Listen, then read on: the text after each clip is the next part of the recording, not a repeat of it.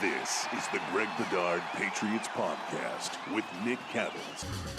I am back in my friendly confines here in Sacramento, California. Greg, of course, is still in the Northeast, as we know where he resides. This is the Greg Bedard Patriots Podcast with Nick Cattles, brought to you by Athletic Greens, one-stop shopping for 75 high-quality vitamins to help you start your day right. Greg, let's start with some headlines. Your guy, Jahlani Tavai, signs a 2-year, $4.4 million extension.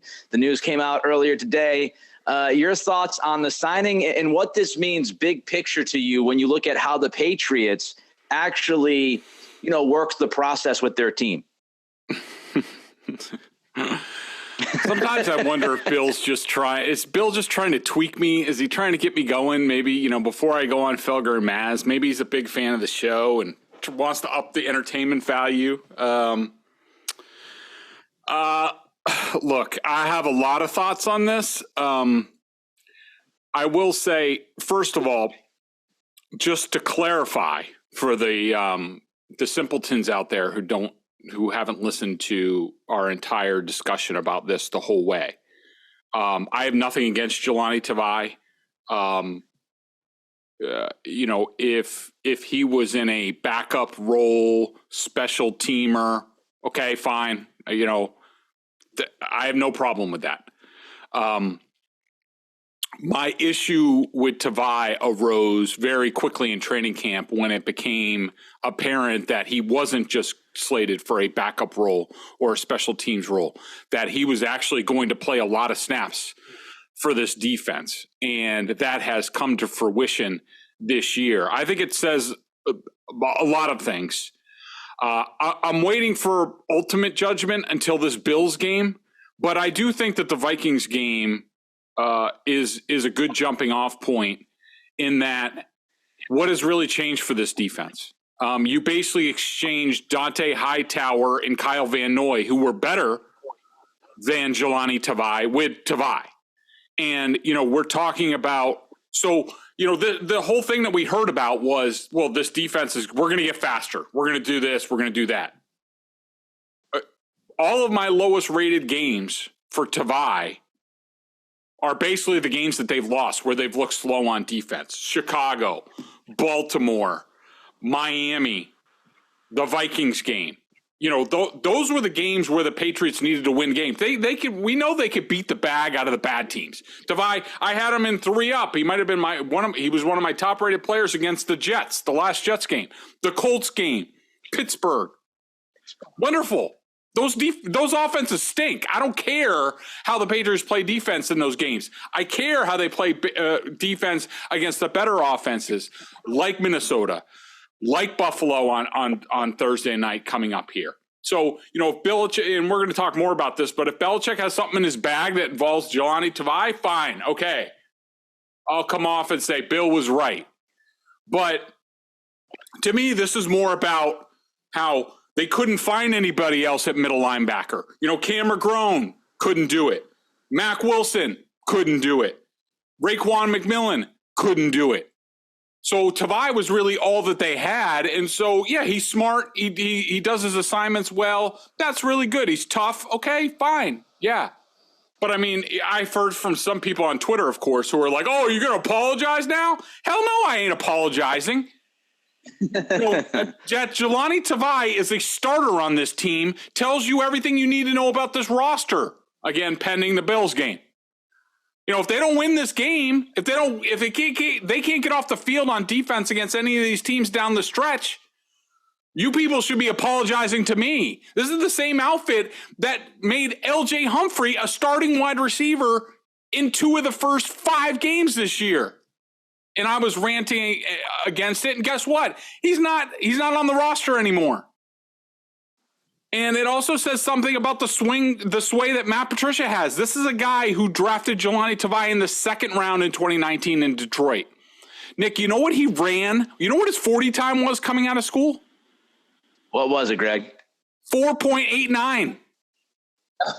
I think that's like Bailey Zappi territory. So to me, this is, Belichick giving Matt Patricia, his guy, hey, you want one of your binkies? I get to keep like 4 or 5 binkies every year. I'll give you one. This is one of them. Look, if they gave him an extension for around the league minimum, that's fine. I don't have a problem with that. I don't really have a huge problem with this contract because he does give he covers the Patriots on 4 downs in the worst case scenario because he does do a good job on special teams. But to give him double the base salary for the next 2 years, it's a joke. It's a joke, and I'm afraid what it means for this team going forward. Sorry. I'm not sure that there were a lot of teams banging down the door of Jahlani Tavai to sign him if he's a free agent. That's number one. Number two, I will say, as you just said, there is a caveat. If there's some grand plan, which, we did not see it against Lamar Jackson. Mm-hmm. We did not see it against Justin Fields. We have not seen it against the very athletic teams they have faced on a consistent basis. When I talk about athleticism, I'm mostly talking about the quarterback.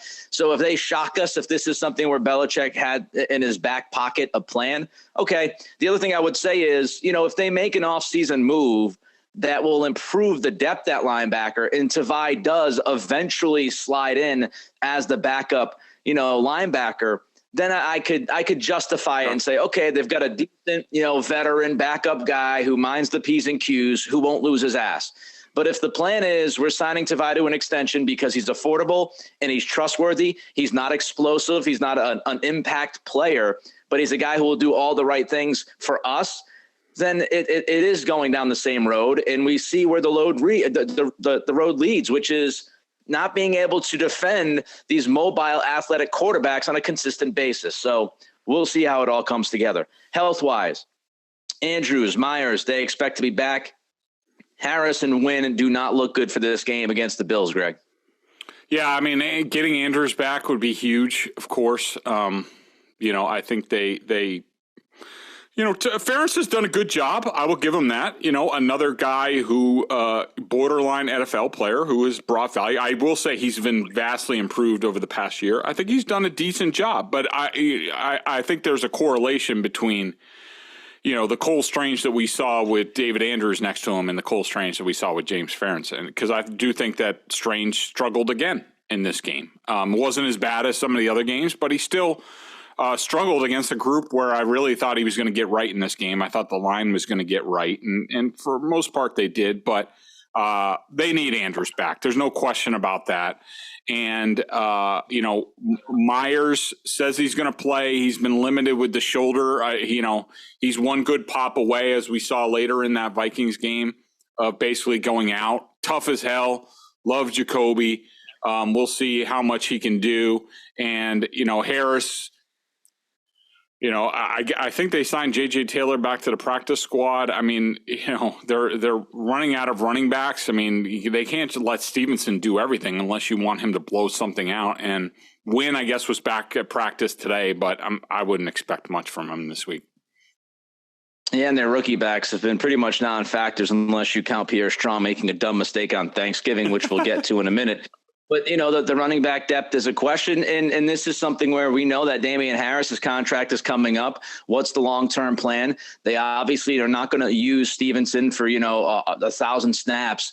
So, what is the plan? Can Strong develop and step up? Maybe it's happened before at that position. I'm certainly not ruling it out. The dude's a rookie. I don't know what you can expect from the other guys on this roster, and counting the practice squad at that position. So Harris, I thought, showed some good burst the last couple of games before his injury. So it is going to impact this team. All right, let's talk about Thanksgiving. Pats lose 33-26 to the Vikings. I think just a lot of people were disappointed in this game for a lot of different reasons. Greg, the floor is yours. Yeah, I just thought that the Patriots, at the end of the day, they came up short in all three phases. I thought that you could sort of tell a little bit more about your team. I think you're more defined in tough road games than in anything else. And I thought that the Patriots, I wouldn't say that they failed the test, but I mean, if your ultimate bar is to win these games and not just be competitive and be there at the end, then you could make the argument that they failed in this game. I thought that the defense, when push came to shove in the red zone, on some of the, Vikings' biggest plays, on some of their touchdowns, including the game-winning play to Thielen. I thought there were a lot of mistakes made on defense. Guys, two guys covering the same guy on two of their touchdowns Judon and Tavai both covered the running back on the first Jefferson touchdown, on the opening drive of the game. Nobody really had Adam Thielen on the last one, where obviously there was a coverage breakdown. I thought offensively, yes, they did a lot of really good things, but when push came to shove after the Devontae Parker pass from Mac Jones, which was a dime, which was an awesome play, but from that point forward, the offense was pathetic. It borderline dysfunctional. And that just can't happen. I mean, normally you say, all right, against a good team, if you don't score a touchdown in the fourth quarter, you're not going to win. The Patriots didn't even sniff. They barely made any first downs outside of an opening slant to, I think it was Kendrick Bourne, and then the screen pass to Ramondre Stevenson. That's basically all they did on offense for more than a whole quarter and on the road, and that's just not going to get it done. And then, special teams, the kickoff return, it can't happen no matter what happens with holding, not holding. It can't happen there. Not after your offense just grabs you the lead. You can't just give it right back. And also, I didn't think the punter did a good job outside. He had one good punt. His other two punts were terrible. So I just thought the Patriots overall, they just came up short in all three phases. And, that's not a good sign going forward into these final games. Why do they keep coming up short in these kinds of games, Greg?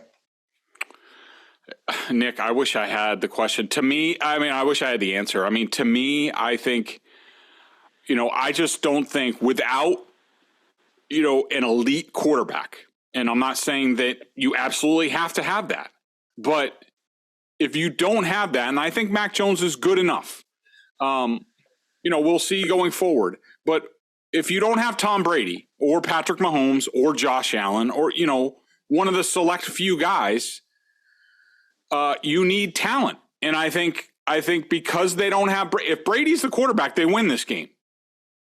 But they don't. They came up short just like they've come up short for, 3 years going on now. Why? Because they just don't have enough difference makers on either side of the ball. Like, no one on offense do you look at outside of Stevenson and say, all right, well, that guy's going to make a game-changing play. Nobody on defense outside of Judon. If somebody takes care of Judon, which is what we saw at the end of last year, can this defense get off the field? The answer, again, was no. So to me, without a Tom Brady, a quarterback, I think they lack enough top-end talent to compete with some of these teams, or at least to beat these teams. Before we get to the officiating, because you're going to allow me to rant a little bit, because I absolutely believe the officiating has to be addressed when we talk about this game on Thanksgiving. Let's first talk about Mac Jones. To the layman, to my eyes watching this game, I thought he was mostly really good. I thought his decision-making seemed like it had improved. Especially considering they couldn't run the football. You had about 50 yards rushing in this game, and we know when the Patriots don't run the football, their offense usually isn't as good as it should be. I thought Mac, all in all, did well on Thursday night. What were your thoughts watching? Yeah, I thought this was one of his better games, but I'm not gonna go nuts about it. I don't care what his stats were at the end of the game. They still do a bunch of short stuff. I do think he made more big time throws in this game. I had him for 4+ throws, but for example, the first play of the game that they fumbled the snap, and then I think that's the one he threw to Myers coming across. That play really should have been picked off, and I actually don't even think he made the right read. Kurt Warner does some sort of YouTube where he goes over this, and I was watching it earlier, or at least some of it, and I thought Kurt had some really good points, and he really pointed at the scheme about how it's too simplistic and it's not helping Mac Jones. But anyways, I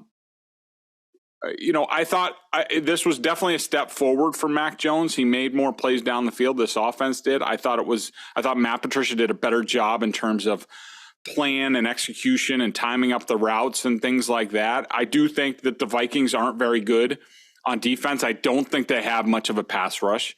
I think they're limited at cornerback. They play, a lot of simplistic zone. In advanced analytics, they're pretty far down there in terms of passing defense. But I do think that, Mac had his shortcomings in this game. For example, the sack where Trent Brown cut blocks for no reason. Yes, that pressure was there and it was there quickly. There's still a play for Mac Jones to be made there to Devontae Parker, and he takes the sack, and now it's 4th and 16, and now they're dealing with a prayer. So, there were some of those decisions in this game, some of those decisions as far as throwing, not seeing open guys. He was good. He can be a lot better. All right, so before we get to Athletic Greens, let me just say this about the officiating. I know why people such as Greg and others in the media, they don't like to spotlight officiating unless it's at the very end of a game and it's a crucial miss. You go back to years ago, I think it was Rams and Saints and the pass interference that everybody saw, and it was outrageous that it wasn't called. And I get it, because there is a concern. And I've done plenty of shows where people go down the rabbit hole here, right? There's a concern that once you open up that Pandora's box, then every game is going to be questioned because of officiating. I give most viewers and football fans a little bit more credit than some others do. I do think not every call is the same. Not every missed call impacts a game the same. I thought that if we're going to hold players accountable for mistakes, we should hold officials accountable for mistakes and obvious missed calls. And I just cannot, watch that second half and say that the officials did not play a gigantic role in this game. And I'm not telling you it's the only reason why the Patriots lost. Trust me, the Patriots made a ton of mistakes. We can list them. They made a ton of mistakes. But that doesn't mean the officials didn't make mistakes. And when we talk about Patriots players making mistakes on penalties like Jonathan Jones, 2 face masks, and saying, well, the players didn't make the plays they need to win. Well, guess what? Vikings players made a lot of mistakes that were just straight up missed in this game by the officiating. And they were egregious, obvious calls. The kickoff return for a touchdown. Yes, the Patriots could have done much better on that play. But you know what? If the official does his job like the Patriots are supposed to do their job, that's a clear holding on, Duggar. It goes back 10 yards. The guy doesn't get a touchdown. There's not a gigantic swing in momentum in that football game. Who knows what the Vikings do if that kickoff is actually handled correctly with a holding call? It's the reason why the guy got to the sideline. So just get out of my face with that. Secondly, the Hunter Henry catch, non-catch. The NFL has no idea what a catch is. Chris Olave for the Saints had an obvious catch on Sunday against the Niners they missed. That is a catch. And if it's not a touchdown for whatever reason, he didn't survive the ground.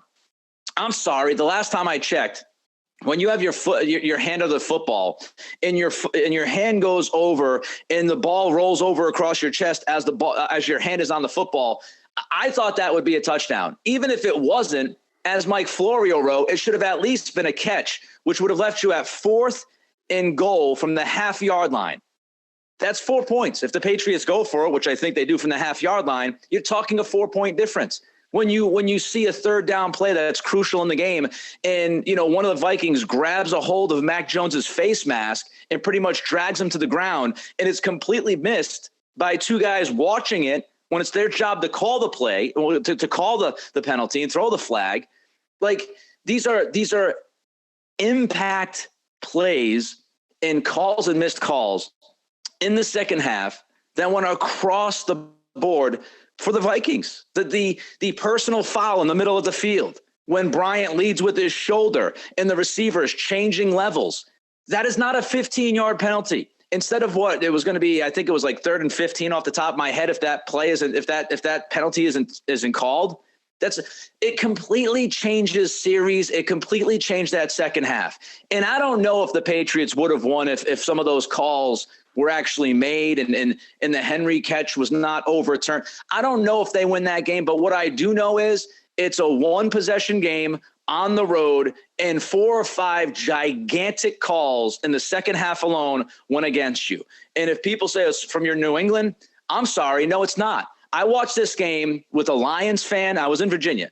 I watched it with a Lions fan, a Steelers fan, and a Buccaneers fan. And all 3 of them apologized to me after the game and said, Jesus, I wish I was, I'm glad I'm not a Patriots fan because that was brutal. It was one-sided in the second half. and they should be embarrassed. That crew should be embarrassed. The explanation for the Henry thing made no sense. Bad officiating happens in the NFL. But when you have that many calls in a one-possession game, swing the momentum, it has to be talked about. Whether you want to put it as reason 1, 2, or 3, that's your call. But it affected that game. And I will go down fighting that. And I think it's disingenuous for people in the media to not, including myself, to not act as if some of these calls actually do impact games, because guess what? They do. There's this weird thing in the media, man. Like, we can't admit when officials screw up and it affected a game because it's all about what the guys do on the field. No, like, coaches affect the game, players affect the game, refs affect the game, weather affects the game. Those are the 4 things to me that affect the game. And we have to include the officiating. And if we don't, we're doing it wrong. When we crap on a team because they stunk, they deserve it. Well, let's crap on the crew because they stunk out loud on Thanksgiving. All right, before we get to 3 Up, 3 Down, and we talk about the Bills, let's get to our friends at Athletic Greens. Wait, so it was Cattles, a Lions fan, a Steelers fan? Yes. And who was the other person? Buccaneers fan. So I've got a friend in Virginia, sounds like Thanksgiving Day hell. a friend that was in the service that is originally from Florida. Well, actually was born in New England, but grew up in Florida. Is a Florida fan of a lot of teams. And then I got another buddy who was in the service, like in the Air Force, and he's from Michigan. So he's a Detroit fan and an Ohio State, a Michigan fan, which made him very happy on Saturday. And then my other friend, she's from Canada, but she's a Steelers fan for whatever reason. So they all 3 different fit. And I asked that in the middle of the 4th quarter, I said, look, am I crazy? Like, I don't want to come across as that guy who's just like, this is ridiculous. This is why and they were like, no, this is, you're not wrong about any of these things that have happened. And I'm like, okay, good. So I felt justified when I had 3 fans that were not Patriots fans saying, this is awful officiating and it has absolutely impacted the game. So there you go. I started taking AG1 because I wanted to make sure I was getting all the vitamins and nutritional supplements I needed in one place and to endure Cattle's referee takes. Now I've been on it for 4 months and I love it. Doesn't taste like it's super healthy. It has kind of a mild tropical taste, a little minty, and I actually look forward to it each morning.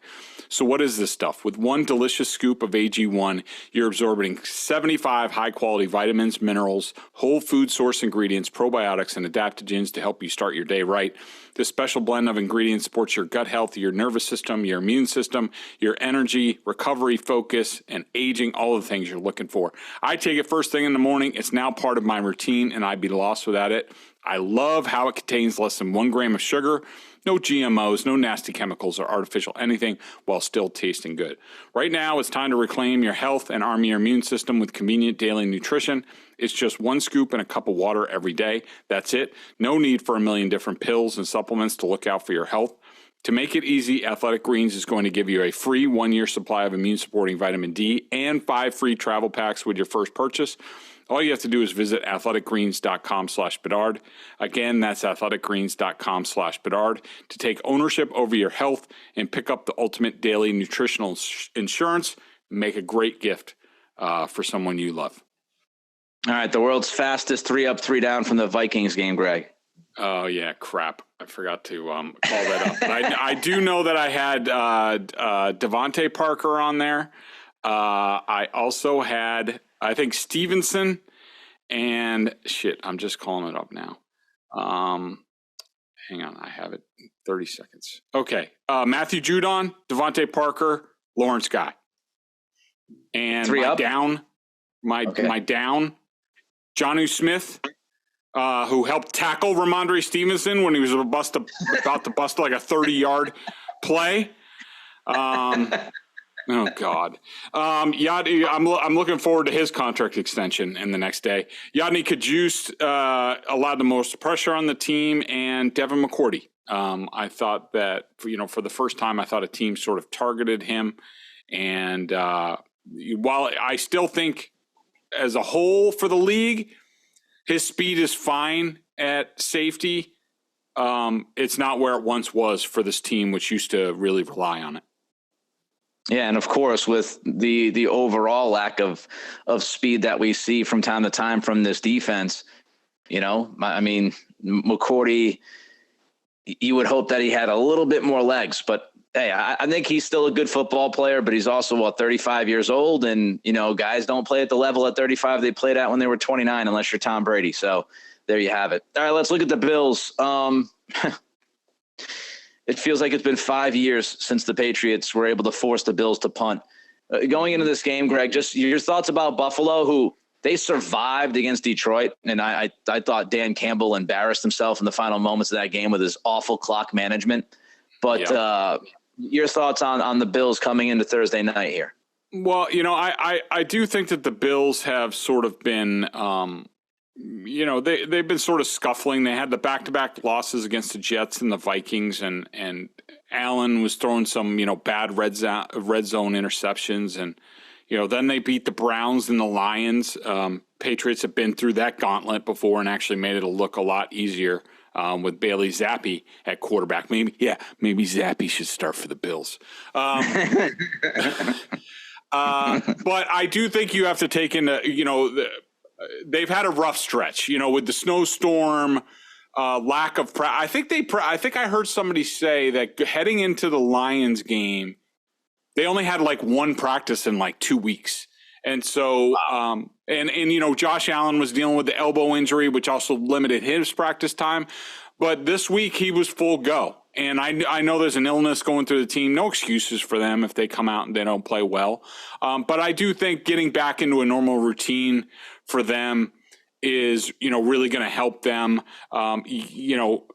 Yes, they're not the juggernaut Patriots, how, they never have a down game. The Bills, can be up and down. But the thing is, what we noticed the last 2 seasons is when they had this lull, like they lost those games against the Jets and the Vikings, then they go on a win streak. And, and it sort of corrects themselves for the end of the season. And I think unfortunately for the Patriots, they're seeing them coming into this. I don't think that they're unstoppable on defense as far as the Patriots defense against the Buffalo offense. I would figure the Patriots can limit Diggs, but I thought that against Justin Jefferson, and they allowed him to go off. I don't think that their weapons are special all over the place. Like, I don't think Gabe Davis is like T. Higgins. I think he's more like a mid-level number 2 or a high number 3. And so I do think they're lacking a little bit in weaponry.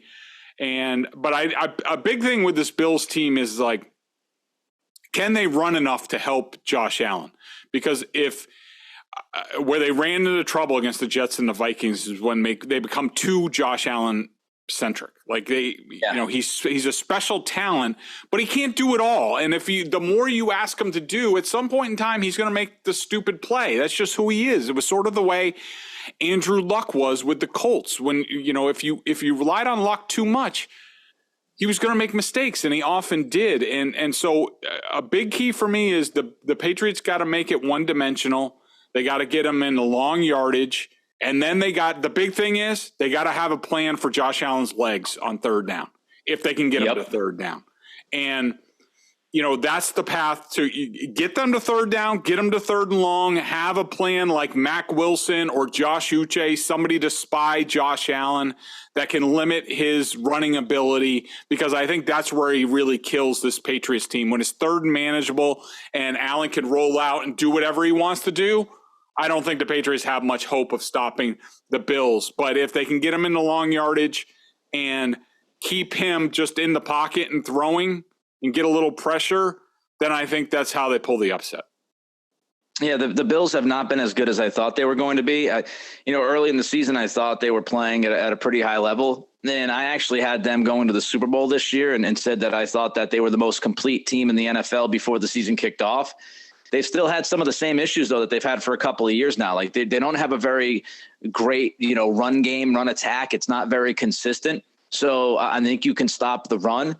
And defensively, they have some issues against the run. And Milano, he's pretty good against the run, but I think you can pick on him in the pass game. I've seen him torched a couple of times. I thought he made a couple of huge mistakes against Detroit. Overall, a very good player.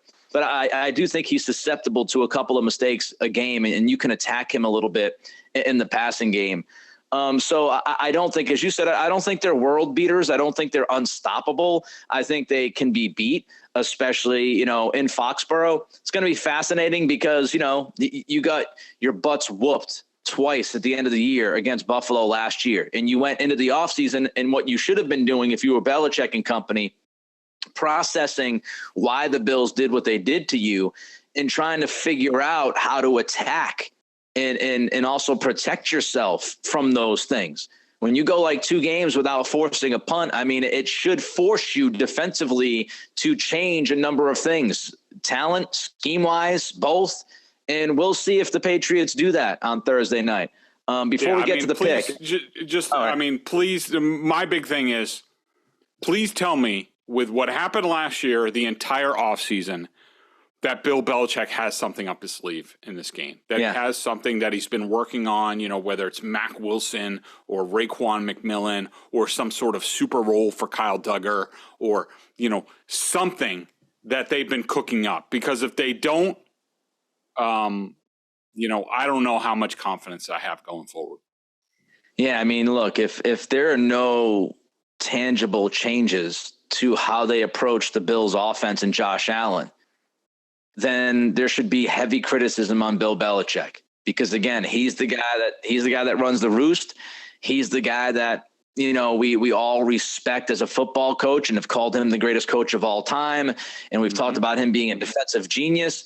Defensive geniuses don't go 3 games without, giving up a punt to an offense. At some point, you have to come up with something that slows them down. If they do it on Thursday night, then I'll be the first to credit Belichick. If they don't do it on Thursday night, I'll be one of the first to criticize Belichick. All right, so the Bills -4.5. The over-under is 43.5. I believe we both were wrong last week on the Vikings. Boo-hoo. We finally got one wrong. What do you think about this one? You like the Bills minus the 4.5, or do you think the Patriots can keep it tighter or win? I do think, I think this will mirror, which game was, so the win game was in Buffalo. So the second regular season game was here at Gillette. And that was actually like a 1-score game in the fourth quarter. I think that was J.C. Jackson had the chance for the interception deep in Bills territory that would have changed the game, but he dropped it. And so, being at Gillette Thursday night, I do like the Patriots to keep it close. But at the end of the day, until I see different on the field, what we just saw with their defense against the Vikings just looked like a carbon copy of what happened last year. So, unless Belichick has some sort of master plan up his sleeve, then, I'm taking the Bills probably by about 7 in this game. Can the Patriots do it? Yes. Will they do it? I just don't feel good about it. And, this is not an unstoppable Bills team. They're beatable, but the Patriots would have to severely limit mistakes. They would have to run the football without Damian Harris against this Bills defense. They would have to cook up a plan that limits Josh Allen. And as Greg talked about earlier, I talked about earlier, we've seen it this season. Lamar Jackson, Justin Fields, these athletic quarterbacks, the Patriots, they have not been able to solve the equation. And until I see them do it, until I see them slow down a mobile quarterback and not give up back-breaking third down conversions or long chunk plays because the guy just takes off and runs for 30 yards, or long chunk plays because he extends it for 5 minutes and you can't cover that long. Until I see it, I'm not going to believe it. So I'm going to roll with the Bills here. I think it could be, 6-7 points. You could have a late score for a 10-point game. Again, I do think the Patriots have a chance. This is not one of those things where it's like, easily blowout city. But they got to do so much better than they've done against a team like this. And until I see it, I'm not going to pick them, even with 4.5. The over under 43.5. What do you think, Greg? You going over or under on that one? I'm going over. I think it'll be in the 20s, but I think, Buffalo probably gets to 27-30 and the Patriots stay around 23-24, somewhere in that area. I agree. I can see, 27-20-ish, some kind of score like that. All right. No BSJ member question because Greg's going to run to Felger and Maz, and I've got a pretty busy day out here. But there is a Cyber Monday deal going on at BostonSportsJournal.com that Greg wanted to tell you about. Yeah, go over to BostonSportsJournal.com or go to my Twitter account because I tweeted it out yesterday, and I will today.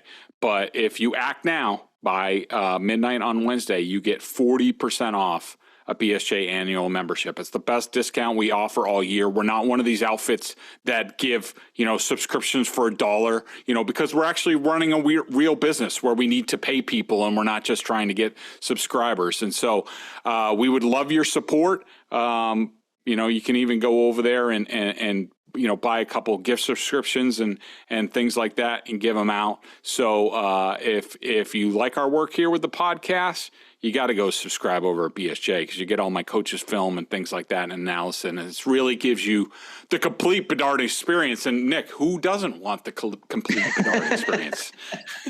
Drink it Not in. even my wife does. He's Greg. I'm Nick. It's the Greg Bedard Patriots Podcast with Nick Cattles, brought to you by Athletic Greens. We'll see what the guys do on Thursday night. We'll be back to react to it. Be well, be good, and be healthy.